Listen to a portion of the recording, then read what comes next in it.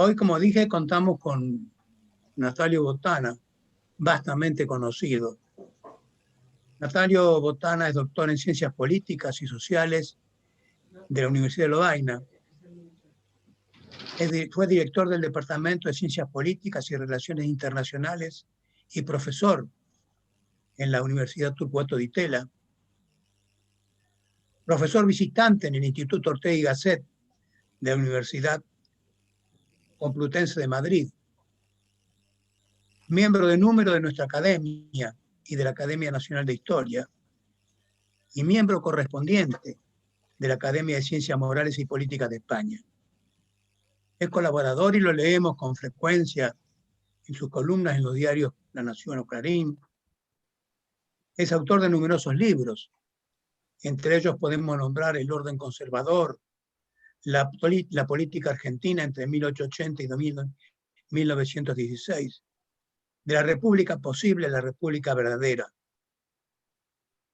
Pero además de todo eso, Natalio es un hombre preocupado por la vigencia de los valores de la República y de la democracia.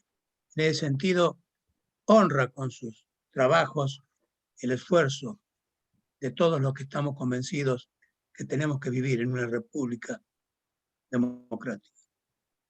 Hoy va a abordar el tema los problemas actuales de la democracia. Natalio, te agradecemos profundamente tu presencia y vamos a escucharte con toda atención.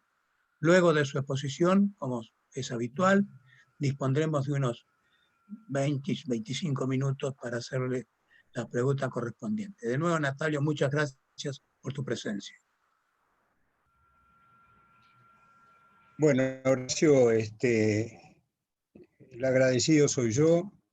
Realmente es tan especial. Hoy es 10 de diciembre. El 10 de diciembre de 1983 juró la presidencia Raúl Alfonsín y desde entonces hemos tenido a los tropezones con enormes dificultades y terribles crisis. Sin embargo, hemos tenido el proceso democrático más largo en la historia del país, con alternancias complicadas, pero alternancias al fin, y con un horizonte que personalmente, es una opinión muy mía, un horizonte realmente nublado. Nublado no por la circunstancia actual de la Argentina, sino nublado por lo que trataré de demostrar en esta breve exposición. La hipótesis que estoy trabajando y quiero discutir con ustedes esta tarde debería dar lugar a un trabajo más vasto, es meditar acerca de uno de los problemas vinculados a la democracia que Felipe González no se cansa de repetir. Felipe, en nuestras reuniones en el Círculo de Montevideo, en el Foro Iberoamérica, insiste constantemente: estamos padeciendo, los demócratas particularmente, una crisis de gobernar la democracia representativa. ¿Qué significa esto? Significa que hoy estamos atravesando, con todas las confusiones que ello conlleva, una tercera transición en la historia de la representación política. Ustedes bien saben, excuso repetir estas cosas tan elementales, que no se entiende la democracia moderna sin representación política. La democracia es representativa, y así lo indicó el artículo 1 de nuestra Constitución Nacional. Lo que sí quiero insistir en este momento es que al ser representativa, la democracia pretende representar un tipo de sociedad mediante un sistema de mediación. Cualquiera sea ese sistema de mediación, como veremos de inmediato. En la larga historia de la política, que se mide por milenios, desde que al menos en Occidente fue pensada en la Grecia clásica, la historia de la representación política basada en la soberanía del pueblo es una historia corta, que arrancó, como bien sabemos, hacia finales del siglo XVIII. Como tal, estimados amigos, es una historia sujeta a 3 transiciones, como acabo de decir, que tienen que ver con el desarrollo de la sociedad industrial y el desarrollo de diversos tipos de mediación. Vayamos pues a la primera transición, que corresponde a la primera revolución industrial, digamos, desde finales del XVIII hasta mediados del XIX o comienzos del siglo XX. Es la primera transición que corresponde al sueño alberdiano, que corresponde al imaginario que escribieron Sarmiento y Mitre. Ese tipo de sociedad, sociedad educada, sociedad con una potencia material que asombraba a los testigos de aquella época, es la sociedad del ferrocarril y de la extraordinaria invención que es la máquina de vapor. Si ustedes vuelven a leer Alberdi, que lo han hecho con tanta atención, no lo dudo, no hay ninguna duda que el ferrocarril representaba para Alberdi una suerte de épica. Decía que eran como las antiguas monasterios y las antiguas catedrales que iban sembrando civilización en la Edad Media o en la Edad Oscura a la caída del Imperio Romano. Esa sociedad desarrolló un tipo de representación política que había nacido previamente, al menos en la cabeza de quienes la pensaron, a finales del siglo XVIII, cuando aún no había estallado la Revolución Industrial. No voy a entrar en mayores disquisiciones al respecto, mucho trabajado sobre esto, pero esta primera transición corresponde a un tipo de representación política restringida sobre la base de 2 modelos predominantes, ¿verdad? En el mundo anglosajón, el modelo de las oligarquías competitivas, efectivamente una élite fragmentada que competía, el caso británico es muy clásico al respecto, que competían de acuerdo a reglas establecidas para alcanzar posiciones en el Parlamento. Este es el primer modelo que evidentemente actúa en Estados Unidos desde los estados de Nueva Inglaterra, sobre todo, y ese modelo contrasta con algo que hemos desarrollado mucho aquí en Argentina y en España con José Varela Ortega, etcétera, con un sistema de gobiernos electores, ¿verdad? Sistema de gobiernos electores, traté de configurarlo, por ejemplo, estudiando el orden conservador. La segunda transición es la que nos interesa más, porque la segunda transición corresponde al desarrollo de la segunda revolución industrial, que desde finales del XIX cubre a gran parte del siglo XX, prácticamente hasta finales del siglo XX. Es la sociedad altamente urbanizada, con un gran desarrollo de la educación, tanto pública como privada, basada en qué cosa? En la gran fábrica industrial, en la electricidad, en la cadena de montaje y en el motor a combustión. Esta segunda transición de la sociedad industrial es la sociedad de las grandes estructuras, de la fábrica con sus sindicatos, de los sindicatos que por otro lado se incorporaban a partidos políticos. Aquí estamos, por tanto, en esta segunda transición en presencia de la democracia de masas y de los partidos de masas. Son grandes organizaciones que agregan valores, articulan intereses. Junto con este desarrollo es el momento en que predominan los medios de comunicación masivos. En la primera transición, los medios de comunicación ya representaban un papel determinante. Al fin de cuentas, La Nación, Tribuna de Doctrina, es fundada durante esta primera transición. Pero lo importante a señalar aquí es que eran, como bien señaló John Stuart Mill, grandes faros que iluminaban e ilustraban una opinión pública en formación y ascendente gracias a la educación. En la segunda transición de la representación política, esa función la sigue representando la prensa escrita. pero es una prensa escrita ya que adquiere niveles masivos, centenares de miles de ejemplares, que se reproducen precisamente gracias a la revolución industrial que les ha dado máquinas, que les ha dado impresoras, que les ha dado máquinas de escribir. Recuerdo lo que era entrar a una redacción en aquella época, ¿verdad? El ruido infernal de las máquinas de escribir y el tabaco que creaba nubes entre tanta creatividad y tanta inteligencia concentrada en una sala de redacción.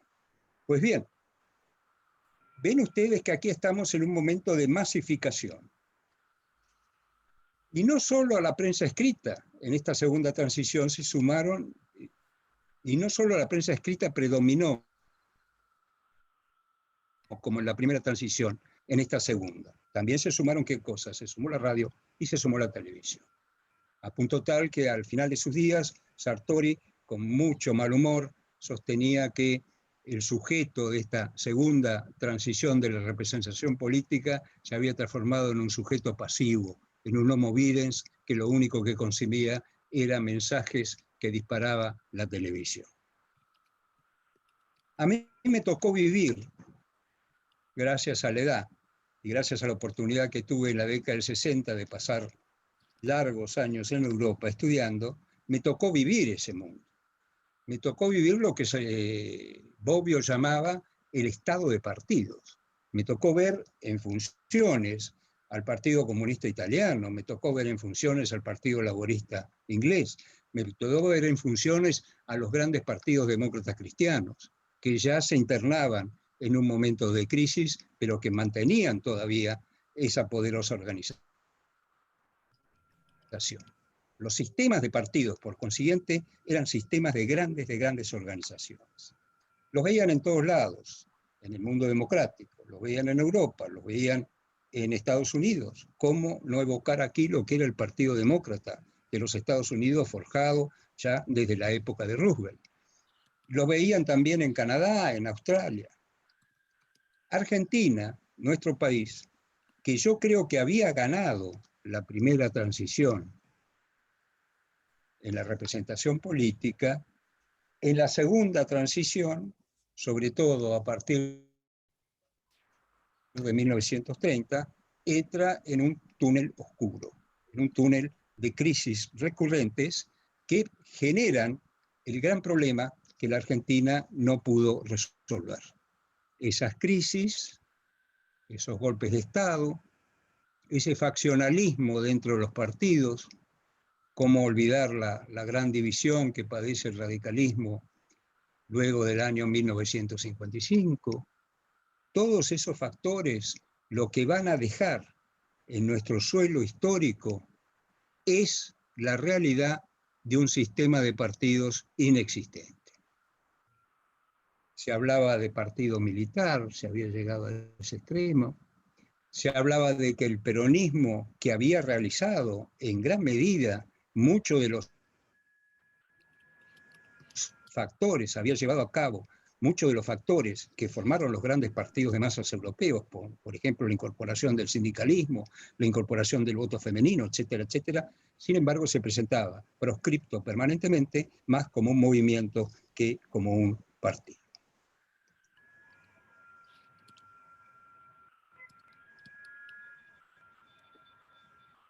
Sin embargo, en esta segunda transición, hay un momento que vale la pena destacar y que he destacado hace un instante.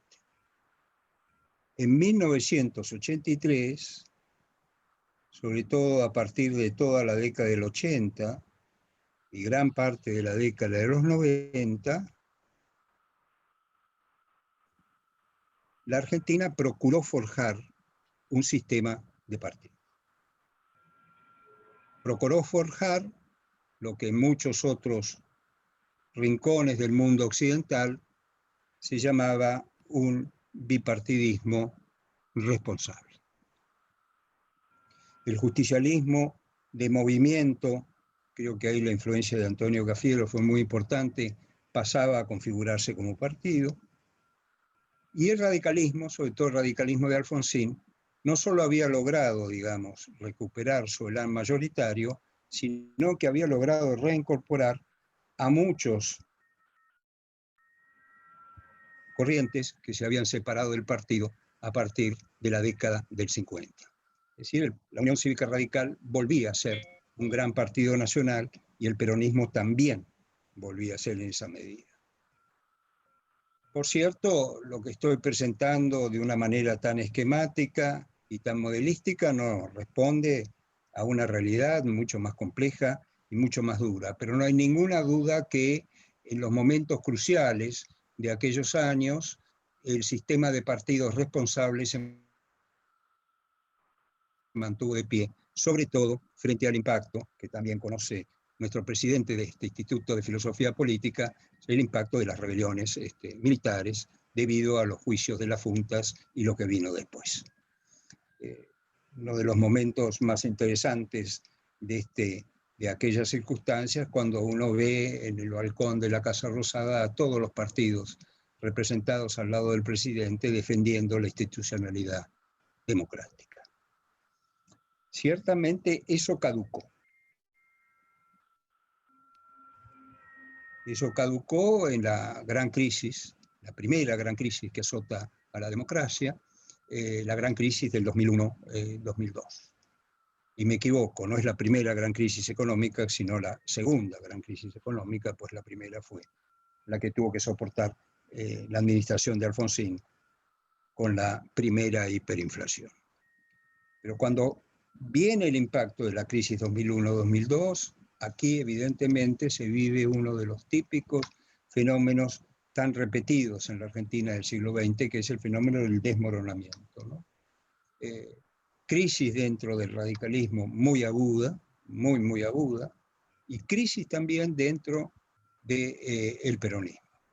A punto tal, como recordarán ustedes, que una de las elecciones claves después de la crisis del 2001-2002, dice como si fuera una interna peronista, ¿verdad? Con varios candidatos compitiendo a ver quién logra la victoria. Este es un problema muy interesante porque a partir de ese momento, el sistema de partidos deja de ser y adquirimos una configuración multipartidaria e inestable al desarrollo o ante el desarrollo de nuevos partidos. El kirchnerismo de algún modo está heredando aquel partido peronista que era parte de un acuerdo de responsabilidad, y por cierto el PRO está surgiendo como el partido que va a reemplazar a la Unión Cívica Radical como partido predominante en la provincia de Buenos Aires y sobre todo en la capital federal. Con este bagaje de logros, con este bagaje sobre todo de dificultades, entramos en la tercera transición en torno a la representación política, que es el tema que va a ocupar más tiempo en mi exposición por razones obvias. Hoy en día, si ustedes recorren el rosario de opiniones que se vierten sobre todo a través de la prensa seria de opinión, podrán comprobar que se repiten constantemente las palabras de mutación civilizatoria. Se está hablando efectivamente en todo el mundo de una mutación. Del mismo modo como Alberdi, allá por el año 1840, 1850, hablaba también de una mutación. Estas mutaciones se deben al desarrollo de la libertad humana, que de a poco va cambiando las condiciones de vida materiales y espirituales en las sociedades. Asunto que advirtió con mucha claridad Tocqueville allá por el año 1830-1835, ¿no? La libertad humana crea tendencias y esas tendencias, una vez establecidas, vienen a condicionar al ejercicio de la propia libertad. Ciertamente la revolución industrial en su segunda etapa había depositado estas tendencias grandes. Pero lo que estamos viviendo ahora realmente es un fenómeno de extraordinaria trascendencia. Porque estamos viviendo lo que Elia Abelí, un gran amigo de Raymond Aron de los años 30 y 40, llamaba la aceleración de la historia. Esto los historiadores como Eduardo Martiré, que me acompañan hoy en día, pueden decir mucho al respecto. La historia va rápido, la historia se acelera. Fíjense ustedes, la cantidad de fenómenos que se han superpuesto en apenas 2 décadas y media.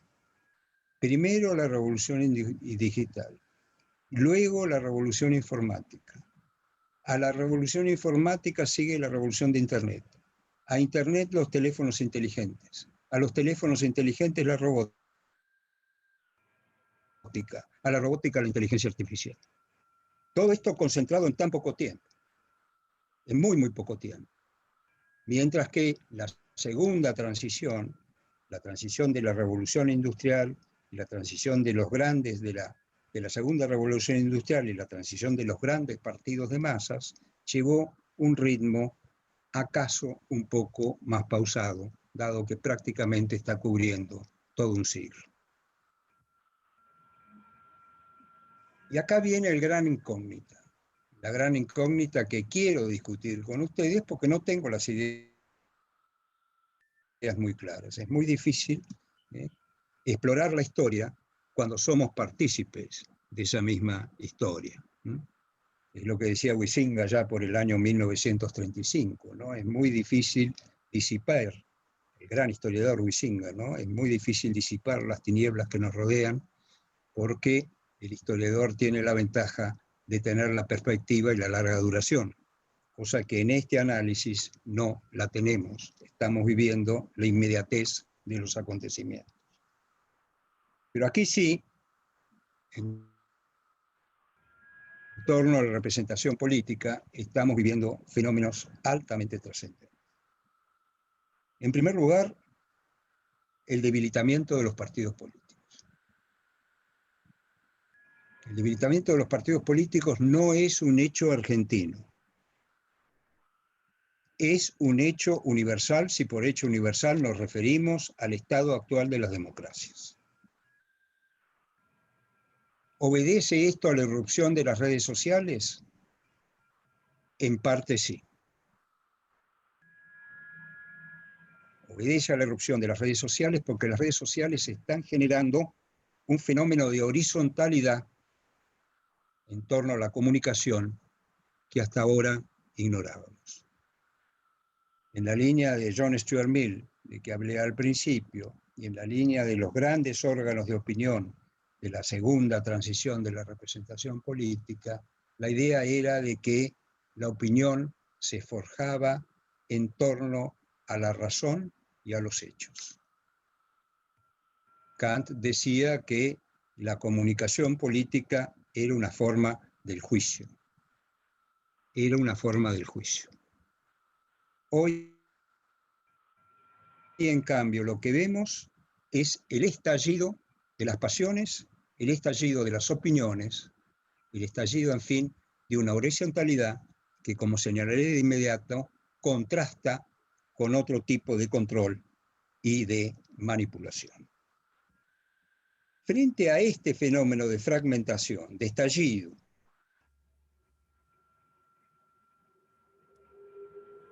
y ante los efectos de una crisis económica de gran importancia, que fue la del 2008-2009, el mundo occidental, el mundo de las democracias consolidadas, asiste azorado a la emergencia de los populismos.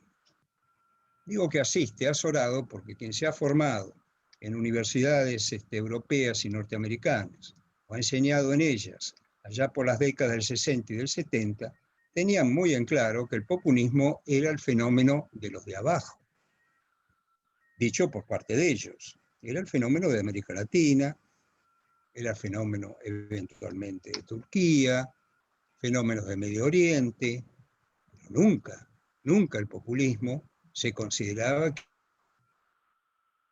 que podía arraigar en democracias consolidadas a través, para qué citar el lugar común de Max Weber, de una legitimidad tradicional. Y pues bien, esto es lo que ha pasado. Esto es lo que ha pasado aún en las democracias que se consideraban más consolidadas en el mundo occidental. Que se reduce, se expresa dramáticamente en el fenómeno de Donald Trump. El populismo, fundamentalmente, tal cual lo defino yo, no es otra cosa que la expresión de una hegemonía política centrada en el poder ejecutivo con el ánimo de subordinar todos los poderes de la Constitución y gran parte de los poderes sociales a esa unidad predominante. Eso lo sabíamos muy bien en América Latina, durante precisamente la segunda transición de la representación política. No imaginábamos un presidente vociferando a través de los métodos que le provee esta revolución digital, el Twitter y compañía, vociferando contra los medios de comunicación, vociferando contra los poderes legislativos, vociferando contra los poderes judiciales y fundamentalmente, y aquí viene la raíz del populismo, deslegitimando al adversario. El adversario se transforma, así lo enseñó Carl Schmitt, en enemigo. Por tanto, el populismo tiene esta dinámica perversa que ha tenido la característica, en mi opinión, muy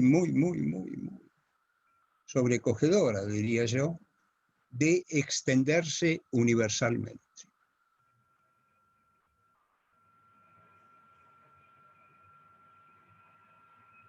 Está la emergencia del populismo, pero también hay otro fenómeno que me preocupa enormemente. Y es que en la segunda transición de la representación política, lo que era dable observar era la formación de los liderazgos dentro de los partidos. El partido político no solo era una máquina electoral para ganar elecciones, sino que era una institución que desde adentro forjaba liderazgos. Eran candidatos de partido que si el régimen era parlamentario podían formar coaliciones de gobierno. Hoy lo que estamos viviendo es que a esta democracia de partidos se contrapone lo que he llamado en varios escritos una democracia de candidatos. Candidatos que merced a todos los instrumentos de esta mutación civilizatoria de la revolución digital se forjan poco menos que instantáneamente. Fíjense qué interesante es el caso, en el buen sentido, de Macron en Francia. Cómo de un día para otro un candidato nuevo, un candidato joven, se forma, configura un partido y logra dominar a través de ese partido centrado en el candidato a la Asamblea Legislativa de ese país.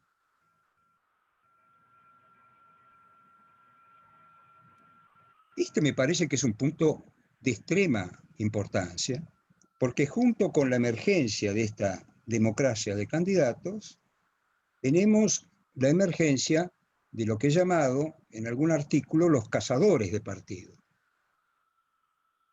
que es el caso de Trump. Como un viejo partido, del Great Old Party, Partido Republicano de Lincoln, se transforma de un día para otro atrapado por una persona que viene totalmente de afuera, domina en unas elecciones primarias, se queda con la presidencia y logra subordinar desde la presidencia a los bloques mayoritarios que ellos controlaban en la Cámara de Senadores sobre todo.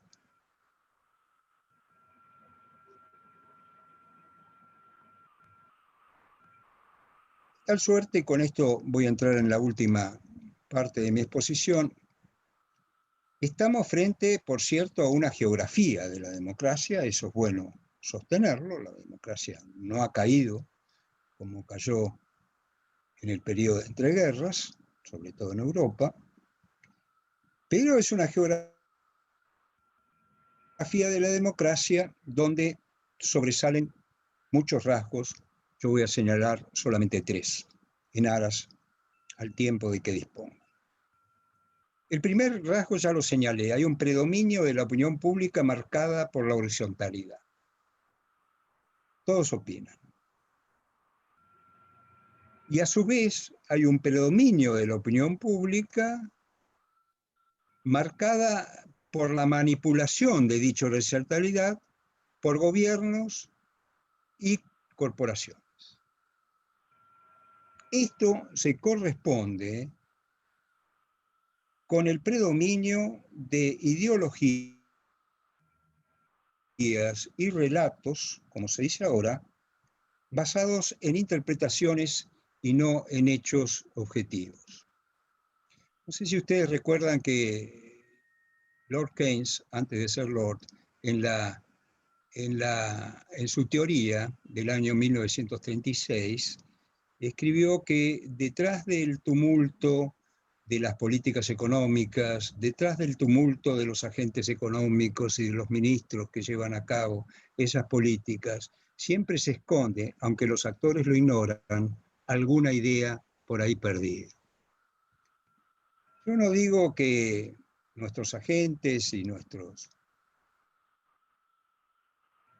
actores de la política de hoy sean lectores cuidadosos de Nietzsche, el gran filósofo tan torturado y tan atractivo de Alemania allá en el siglo XIX. Pero hay 2 sentencias de Nietzsche, me han gustado muchísimo, y desde la primera dice lo siguiente: no hay hechos, hay interpretaciones. La segunda, que completa la primera, dice: la interpretación que prevalezca en un momento dado es una función del poder y no de la verdad. Es una función del poder y no de la verdad. Creo yo que vivimos ya y estamos plenamente instalados en ella en la era de la querella de las interpretaciones.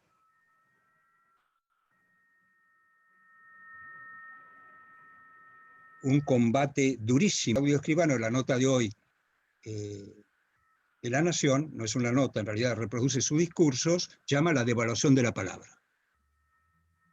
Es decir, la palabra no tiene una raíz de objetividad, la palabra está sujeta a un intercambio belicoso de interpretaciones. Y gana a quien tiene más poder para imponerla.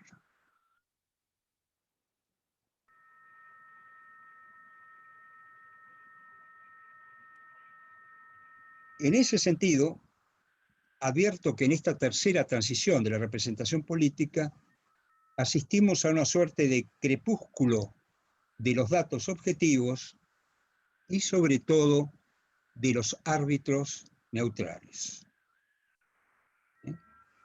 La vieja tradición, ¿verdad?, del pensamiento liberal que arranca con Hobbes y sigue a través de Locke, la idea de que hay reglas de juego, esas reglas de juego para imponerse y para que duren necesitan árbitros neutrales.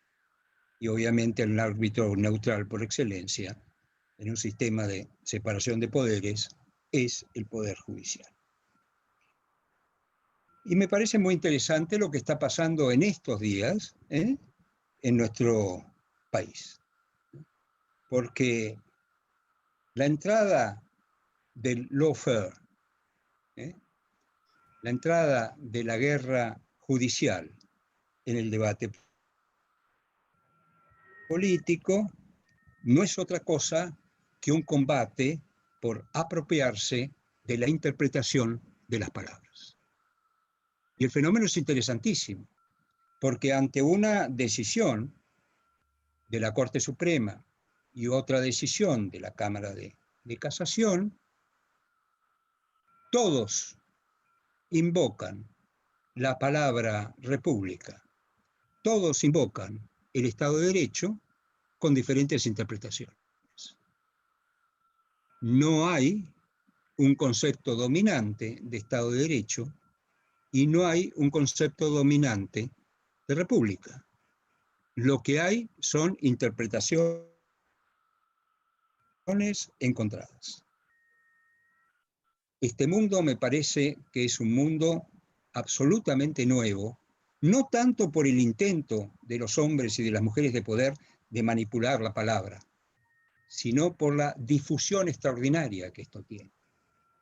Porque en el fondo, masivamente, universalmente, todos estamos interpretando.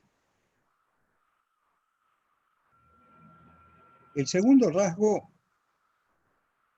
de esta geografía de la tercera transición de la democracia y de la representación política es el ascenso de los populismos, sobre los cuales no voy a hablar más, y de lo que muchos colegas en Europa, en Estados Unidos, llaman los autoritarismos electorales.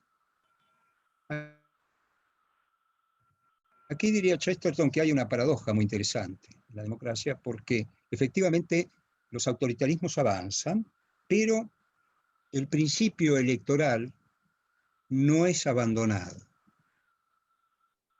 Cuando se produjo el desarrollo de los totalitarismos, que fue la gran invención trágica del siglo XX, la última elección que tuvo lugar en Alemania en 1933 fue cuando ascendió Hitler al poder y no se repitió más. Lo mismo ocurrió en aquellas elecciones de democracia restringida que existían en el Reino de Italia antes de la década del 20, cuando Mussolini ascendió al poder. Ni hablar del sistema de la Unión Soviética, donde el principio electoral como tal era abandonado en aras del concepto de centralización democrática que había desarrollado Lenin antes de tomar el poder en 1917. Aquí no. En esta tercera transición de la democracia se sigue votando. Se sigue votando al compás del fraude, se sigue votando al compás de la manipulación, se sigue votando. El último ejemplo, bastante triste, desoladamente triste, que hemos visto en estos días, es la parodia electoral que tuvo lugar en Venezuela. Parodia electoral, por otro lado, justificada por un grupo de observadores ad hoc que habían ido con ese propósito. Estos autoritarismos electorales los tienen en todos lados. En Egipto, en Irán, en Rusia, en Turquía, en Venezuela, desde luego, pero también en Honduras, en Nicaragua. Y a este segundo rasgo de los autoritarismos electorales, en América Latina se suman las democracias con insuficiencia institucional y con graves problemas de corrupción. Son democracias que ahí están en equilibrio, inestable, y que no sabemos hacia qué lado se van a inclinar.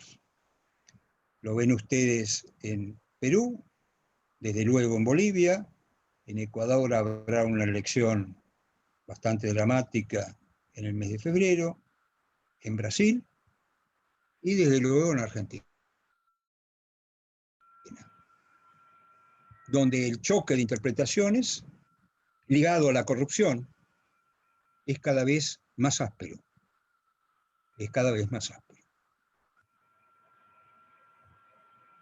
El tercer rasgo, y con esto ya estoy terminando, muy vinculado al anterior, es que estamos aquí ante una paradoja histórica. Allá en la última década del último siglo, celebrábamos la muerte del totalitarismo, con la caída del muro de Berlín y la entrada de China en esa suerte de modernización y de maridaje del partido único con el sistema capitalista. Pero a la muerte del totalitarismo, como se decía en las viejas monarquías, yo diría lo siguiente: El totalitarismo ha muerto, larga vida a la autocracia. ¿Qué es este problema enorme que padecemos por todos lados? La autocracia ligada al control electoral, la autocracia que no es otra cosa que el poder impune a perpetuidad concentrado en una persona o en un grupo familiar. Y los ejemplos de dos grandes naciones, como China y Rusia, son al respecto muy significativos. La entronización de Putin a perpetuidad, votando siempre y armando elecciones siempre, porque eso no lo van a negar. Y una transformación muy importante que se ha producido en el seno del partido único que gobierna China. Con mucha inteligencia, cuando se puso en marcha la modernización de Xi Jinping, se pensó que era necesario contar con un presidente que desempeñara su función durante 2 periodos y no más. Eso se acabó. El actual líder de China hoy es un líder a perpetuidad. Con lo cual, los equilibrios dentro de un sistema de partido único, ligados con esa alternancia severamente regulada, hoy han desaparecido. Termino diciendo que estas 3 transiciones, en contra de lo que pensaba una teoría un poquito superficial en torno a las etapas de la historia, no se eliminan unas a otras, sino que se contienen. He hablado de autocracia. La autocracia es antigua. Podemos hablar de caudillismo en Venezuela. El caudillismo es típico de la primera transición de la representación política. Podemos hablar de gobiernos electores en muchas provincias argentinas. Los gobiernos electores son típicos de la primera transición de la representación política. Podemos hablar de los controles a los medios de comunicación de masas. El control general a los medios de comunicación de masas tuvo lugar en la segunda transición de la representación política durante la década del 50 y del 40. Quiere decir que, y vuelvo a Tocqueville, acá los fenómenos se contienen unos a otros y frente a las extraordinarias transformaciones que estamos viviendo, vemos, cito por tercera vez a Alberdi, la voz del pasado que nos dicen presten atención a las realidades duras que no desaparecen. Y desde luego, ¿qué cosa más antigua que la corrupción? Concepto que sirvió para tipificar las primeras clasificaciones de regímenes políticos que nos brindaron Platón y Aristóteles. Es hora, pues, y recuerdo lo que dijo mi amigo Julio María Sanguinetti, en este mismo instituto, es hora, pues, de retemplar tradiciones y volver a lo básico. Porque en esta tercera transición de la representación política tan confusa y tan dramática, que además padece los efectos de esta pandemia planetaria que puede acelerar todos estos factores negativos que hemos señalado, las democracias que han logrado prevalecer son aquellas que han instituido sistemas de partidos responsables. Y no en vano, Alemania emerge en Europa como un gran ejemplo. ¿Cuál es el ejemplo de Alemania? El ejemplo de Alemania es que los partidos en Alemania no han sucumbido. Se han perfeccionado, siguen gobernando y sobre todo han hecho pactos de gobernabilidad. Ejercen la virtud de la coalición de gobierno y no el oportunismo de la coalición electoral. Y más cerca nuestro siempre vale la pena,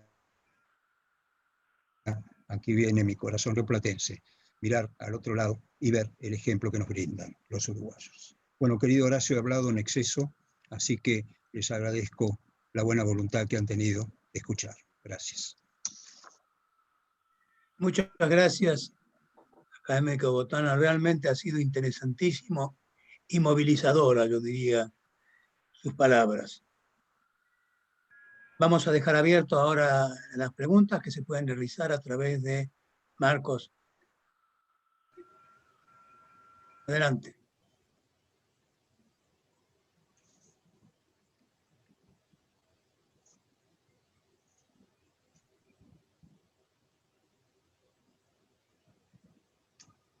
¿O es el calor o es el aburrimiento que he provocado? No, al revés. Al revés.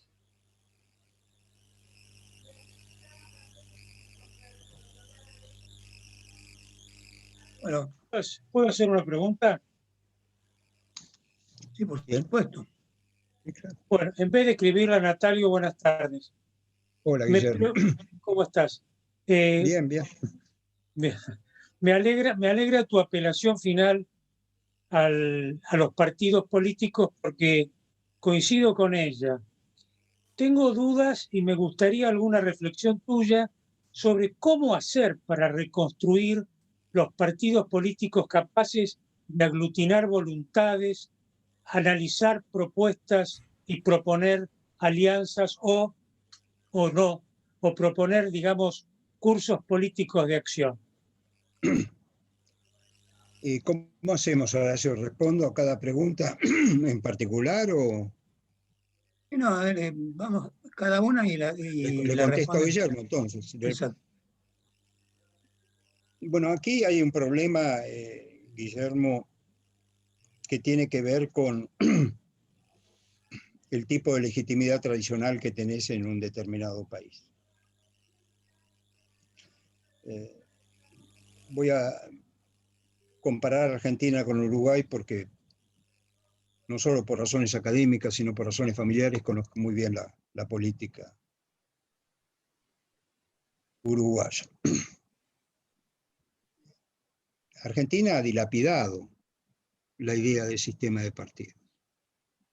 La ha dilapidado en ladas a constitución de hegemonías que por otro lado fallaron.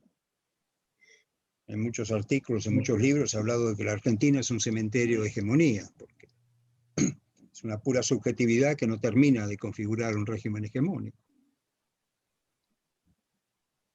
En Uruguay, sin embargo, han logrado mantener los partidos, pero al precio de cambios muy, muy importantes.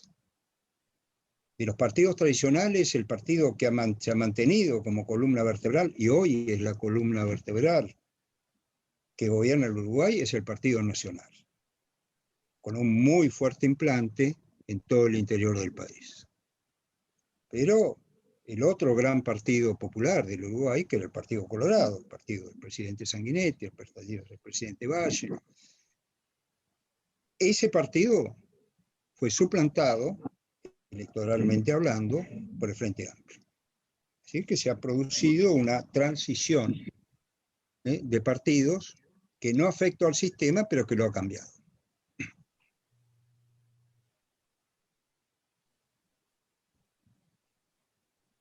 Pero esto que a primera vista parece una descripción mecánica, descansa sobre un problema que la Argentina no ha resuelto. Descansa sobre una política de conciliación, de buenos modales, atenta al pensamiento y a la acción del otro. El ejemplo de esa cultura política que más ha impactado, por lo menos en Buenos Aires, es el abrazo con que se despidieron del Senado Julio María Sanguinetti y Hugo Mujica, y Pepe Mujica, perdón. ¿Qué demuestra ese abrazo? Bueno, demuestra fundamentalmente que es un país que ha superado la dialéctica amigo-enemigo. Esta dialéctica amigo-enemigo tiene raíces en la Argentina muy profundas. Quiere decir entonces que esta cuestión atinente al desarrollo de partidos tiene que ver no solo con el esfuerzo para mantener organizaciones, sino con el desarrollo de una cultura política que sepa y que concuerde con el hecho de que las democracias para sobrevivir necesitan estar centradas. ¿Qué entiendo por esto que digo que necesitan estar centradas? Necesitan abonar los partidos una gran área, un gran espacio de concertación y de acuerdo, que se traduce en estos momentos particulares que estamos viviendo en perfeccionar el arte de la coalición. Fíjense cómo ha cambiado la cosa, fíjate, Guillermo, cómo ha cambiado la cosa. En Alemania no gobierna un partido. Gobierna la Unión Demócrata Cristiana, con su ala, la Unión Social Cristiana Bavaria, más el viejo Partido Socialdemócrata. Y en la oposición están los verdes, los liberales y, es un problema, pero bastante bien controlado, la emergencia de un partido de extrema derecha, xenófobo y muy adicto a la política de interpretación. Y desde luego, como les decía, en Uruguay está gobernando una coalición. Nosotros en este momento en la Argentina tenemos dos coaliciones en formación. Pero son dos coaliciones que han entrado en combate. ¿Por qué? Porque es muy difícil desarrollar partidos cuando la política está descentrada. Y es el problema que atañe hoy a la Argentina. No hay un espacio de centro en torno al cual converger, y un espacio de centro en torno al cual converger y generar al menos un núcleo de políticas de Estado. Fíjate, Guillermo, que cuando se produce la gran transición del año 1916, entre las viejas agrupaciones conservadoras y liberales y la Unión Cívica Radical de Irigoyen, los fines últimos del proyecto de sociedad que tuvo la Argentina en ese entonces no se tocaron. Irigoyen no tocó la economía, la tuvo que tocar obviamente porque soportó la crisis de la Primera Guerra Mundial, pero en cuanto terminó la Guerra Mundial la economía volvió por el curso que se había fijado, sobre todo no tocó la educación y no tocó la gran bandera de la inmigración. Es decir, que los fines últimos había un acuerdo y había, por supuesto, una disputa muy dura, en torno a los medios, ¿verdad? Porque a fin de cuentas la lucha era si fuera o no la Argentina el periodo de los gobiernos electores y del fraude institucionalizado. Aquí veo yo una cuestión muy compleja y francamente a la altura de los años que uno tiene me pregunto si veremos un cambio en la cultura política porque a diferencia de los cambios electorales, los cambios en la cultura política son muy lentos. El propio Sarmiento, que había lanzado el gran cambio en la cultura política allá en los años 40, cuando en el exilio escribía el Facundo y sus textos sobre educación, ya viejo, en la década del 70, comprobaba que todavía no se había llegado al buen puerto que él deseaba. Una satisfacción que probablemente haya tenido más Mitre que Sarmiento, porque entre otras cosas era menor y había tenido la extraordinaria ventaja, una contextura física extraordinaria de haber vivido muchos años. Mitre murió bien entrado el siglo XX. Pero quiero insistir mucho sobre el tema de los valores y sobre el tema de la cultura política. Y eso evidentemente está muy vinculado a otro drama que la Argentina padece de más en más, que es la decadencia de la educación. Exactamente. Sí, quería hacer una pregunta, ¿puede ser? Sí, por supuesto. Mire, Sí. la verdad es que lo he escuchado atentamente y tengo dos preguntas para hacerle, o dos reflexiones pedirle. Una está vinculada a un país que usted casi no nombró de América Latina y que es de Chile. Chile venía con una tradición democrática, por lo menos por lo que nos mostraban, y por lo que representaba, bastante diferente a la de Argentina inclusive, hasta que en el año 2019, perdón, se produjo una erupción popular que desnudó de alguna manera alguna situación que estaba oculta, no se veía o no aparecía. Esta es una cuestión. La segunda está vinculada al rol de las grandes corporaciones mundiales, que por ejemplo en Estados Unidos están en los primeros lugares, no ya las empresas como en la segunda transición que usted muy bien describió, donde era la industria la que ejercía el dominio y que, digamos, predominaba en toda la área económica, sino que a partir del 2000, de este nuevo milenio, fueron las empresas justamente en esta tercera transición, vinculadas a todo lo que es la revolución cibernética, todo lo que es digital, etcétera, etcétera. Y la reflexión es, si usted cree que esto significa de alguna manera alguna injerencia o tienen algún rol en el juego democrático que usted también describió. Bueno, le agradezco mucho. Mire, voy a contestar telegráficamente a la segunda pregunta porque la primera me va a llevar más tiempo, debido a una experiencia muy interesante que tuve hace de estos 30 años.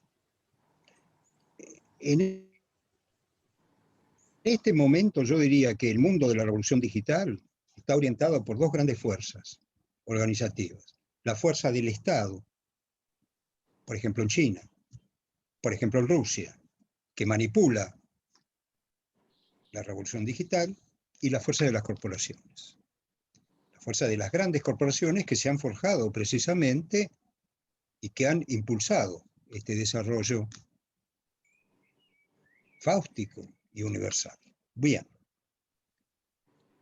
La importancia de las corporaciones está en relación con la capacidad que tiene el Estado para impedir relaciones monopólicas en el campo de la economía. Y lo que hemos visto estos 2 últimos días, proveniente de Estados Unidos, es realmente muy importante. Porque le han dicho a una de las grandes empresas, hasta ahí llegó. Usted está llevando a cabo acciones monopólicas. Hay aquí un eco muy interesante con lo que fue la política de Roosevelt allá por los años 30 y 40, aplicando la ley antimonopolios. Entonces, ahí es fundamental detectar la capacidad que tienen las autoridades del Estado, no para apropiarse de ellas, como ocurre, por ejemplo, en muchos países, sino para configurar y defender la competitividad propia de un mercado regulado por instituciones sólidas. No hay cosa peor que una combinación de un mercado sin instituciones sólidas. Ahí sí realmente es donde mandan este tipo de configuraciones empresariales. Con Chile el tema es apasionante y a la vez dramático porque muestra precisamente lo que es el impacto de esta tercera transición de la representación política. Mire, Chile me tocó asistir, gracias a una amistad con Edgardo Benninger, que fue uno de los factotums de la concertación de partidos en Chile, y amistad con Ricardo Lagos, en fin, me tocó asistir, un poco asomándome a ella, allá por la década del 80, lo que fue el extraordinario esfuerzo de los partidos políticos chilenos para forjar lo que se llamó la concertación de partidos, que sucedió luego de derrotar a Pinochet a esa dictadura. Eran partidos fuertes en un esquema de sociedad mucho menos diversificado que la sociedad argentina.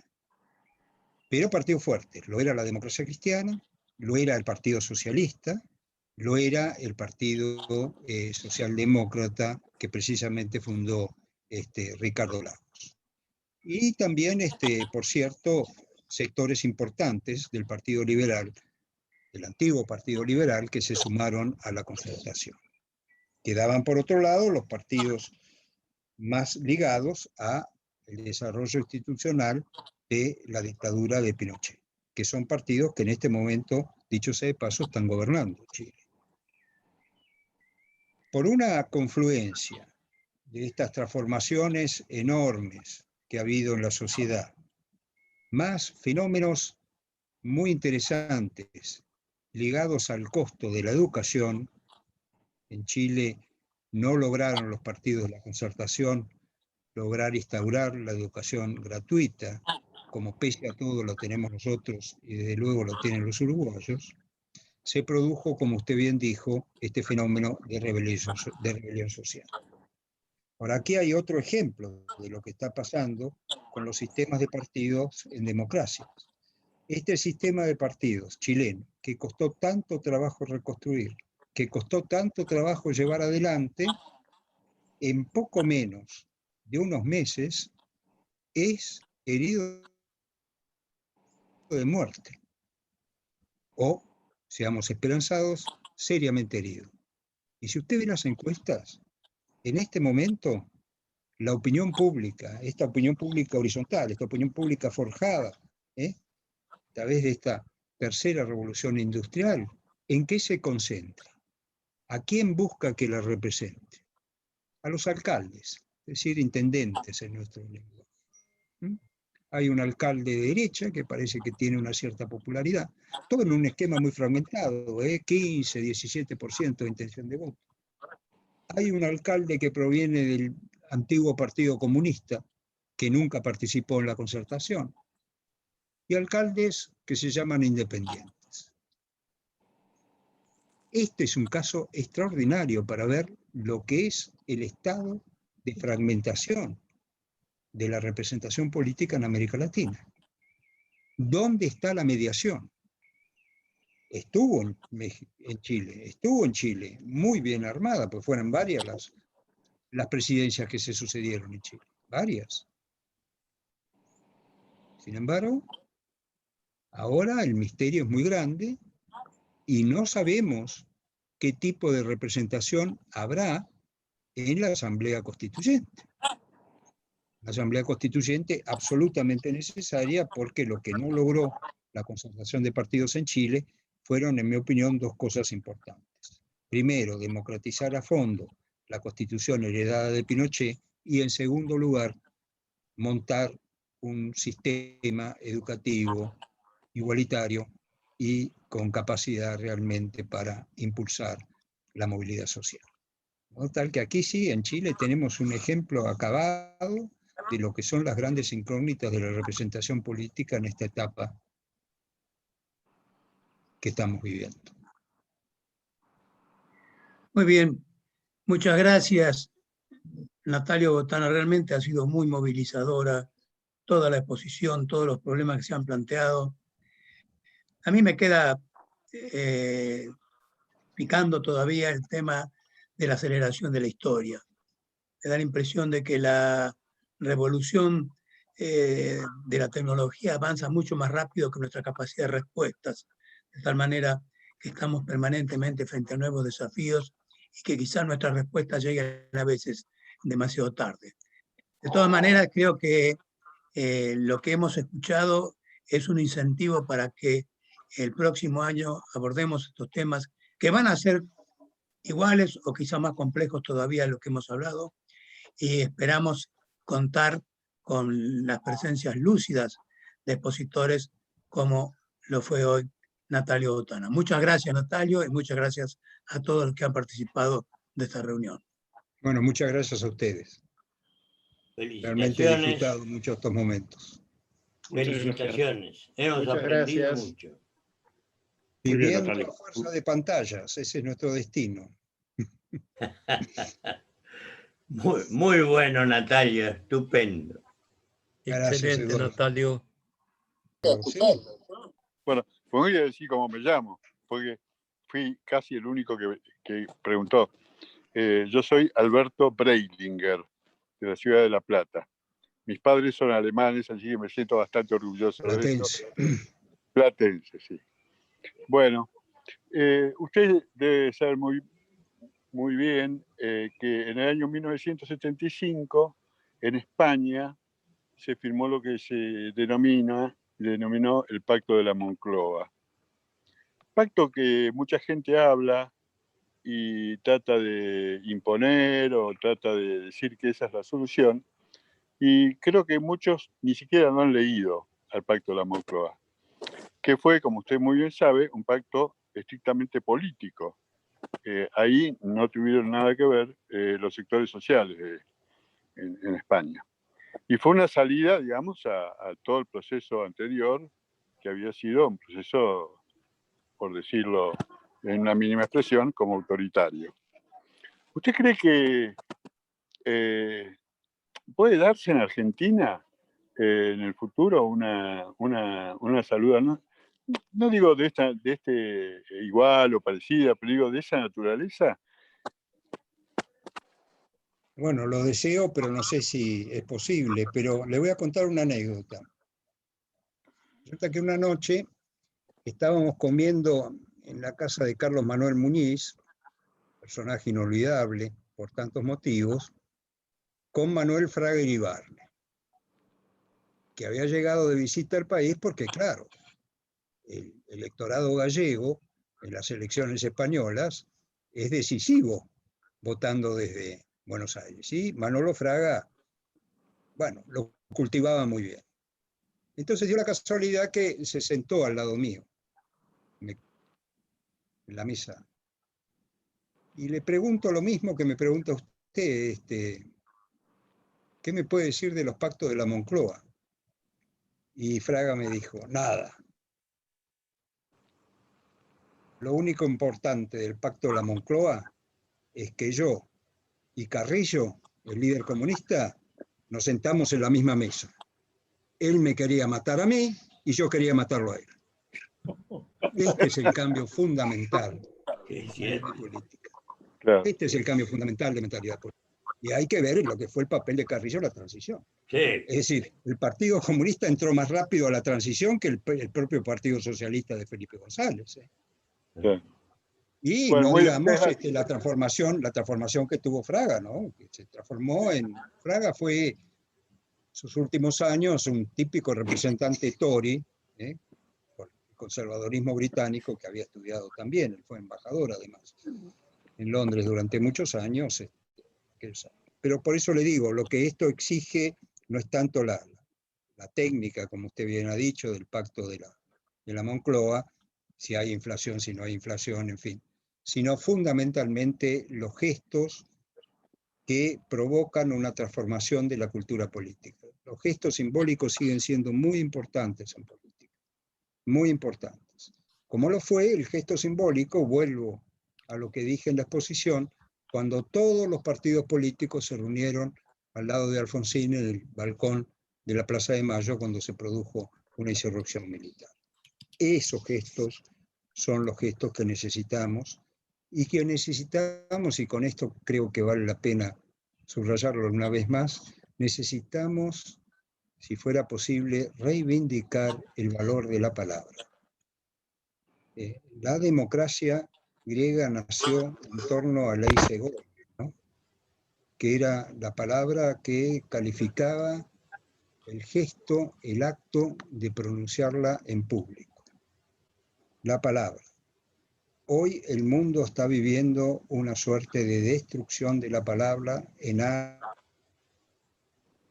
alas a interpretaciones divergentes y combativas. Me parece que en esa medida el esfuerzo de recuperar una tradición de cultura de la concertación es fundamental. Hoy en la Argentina esa cultura no existe. Es más, hubo signos hace un año de que podría haber renacido, el bendito asunto de la grieta, de superar la grieta, etcétera, etcétera, pero los datos nos muestran que está pasando lo contrario, de modo tal que esta es una tarea, en mi opinión, de por lo menos mediana duración, si no larga. Muy bien. Bueno, muchas ¿Algo? gracias. ¿Algo Muy más? bien, muchas gracias a todos Gracias. y nos veremos pronto nuevamente el año que viene. Muchas gracias Natalio de nuevo. Hasta pronto. Y feliz año, pese a todo. ¿Eh? Muy feliz año. Hasta luego.